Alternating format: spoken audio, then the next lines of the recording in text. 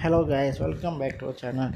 So போன கமெண்ட்டில் எல்லாம் கேட்டிருந்தீங்க, அதாவது கேஷ்யூவை நீங்கள் வந்து வெயிட் வச்சு தான் அவங்களால வந்து கரெக்டாக ஒரு கிரேடை வந்து அதாவது கரெக்டான ஒரு கிரேட் வந்து பண்ண முடியும்னு சொன்னீங்க. ஸோ அதுக்கு அதாவது ஃப்யூச்சர் மிஷின்ஸ் இருக்குது அப்படின்னு கேட்டிங்க. பட் இதோட காஸ்ட் வைஸ் பார்த்திங்கன்னா இது ரொம்ப ரொம்ப ரொம்ப ஹையாக தான் இருக்கும்.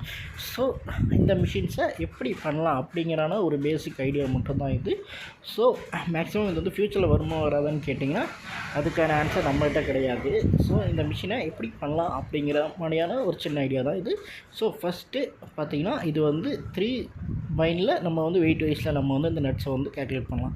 ஃபஸ்ட்டு லைட்னா ப்ரோக்கன், அண்ட் தென் மீடியம்னா நார்மல் சைஸ், அண்ட் ஹெவினா ப்ரீமியம் சைஸ். ஸோ ஃபஸ்ட்டு இதுக்கு வந்து ஒரு வெயிட் ஸ்கேலுக்கான ஒரு இது வேணும். ஸோ அந்த வெயிட் ஸ்கேலுக்கு என்னென்ன யூஸ் பண்ணுறோமோ நம்ம ஃபஸ்ட் நம்ம வந்து ஃபிக்ஸ் பண்ணிக்கிறோம். நெக்ஸ்ட் வந்து மைக்ரோ கண்ட்ரோலர் தேவை, அடுத்தது வந்து ஸ்டெப் அப் மோட்டர் தேவை, அண்ட் தென் ஐஆர் சென்சார் தேவை, அண்ட் தென் எல்இடி டிஸ்பிளே தேவை, அண்ட் தென் பஸர் தேவை, அண்ட் தென் பவர் சப்ளை தேவை. ஃபஸ்ட்டு நட்ஸை வந்து வெயிட் ரேயில் நம்ம வந்து கேல்குலேட் பண்ணணும். ஸோ வெயிட் ரேயில் வரும்போது அதோட வெயிட் ரேஞ்ச் வந்து எவ்வளோ இருக்கோ, அதாவது இப்போ ஒரு 4 நட்ஸோட வெயிட் எவ்வளோ இருக்குமோ அது வந்து மிச்ச நட்ஸோட வெயிட்டோட கேல்குலேட் ஆகும். அதாவது அதோட சைஸை பொறுத்து. இப்போ இந்த சைஸில் இருக்கிறது இந்த வெயிட்டில் இருக்குது அப்படின்னா இந்த சைஸில் இருக்கிறது கண்டிப்பாக இந்த வெயிட்டேஜ்லாம் இருக்கும் அப்படிங்கிற மாதிரி நம்ம ஒரு கேல்குலேட் பண்ணி அதை ஐஆர் சென்சாரில் போட்டு அதுக்கப்புறம் அதையே நம்ம வந்து ஒரு 3 to 5 கிரேட்ஸில் நம்ம வந்து பிரிப்போம்.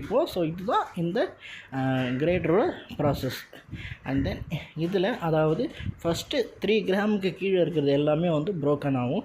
3 to 6 கிராமில் இருக்கிறது எல்லாமே நார்மலாகவும், 6 கிராமுக்கு மேலே இருக்கிறது எல்லாமே ப்ரீமியம் அதாவது ஹையர் நட்ஸ் ஆகும்.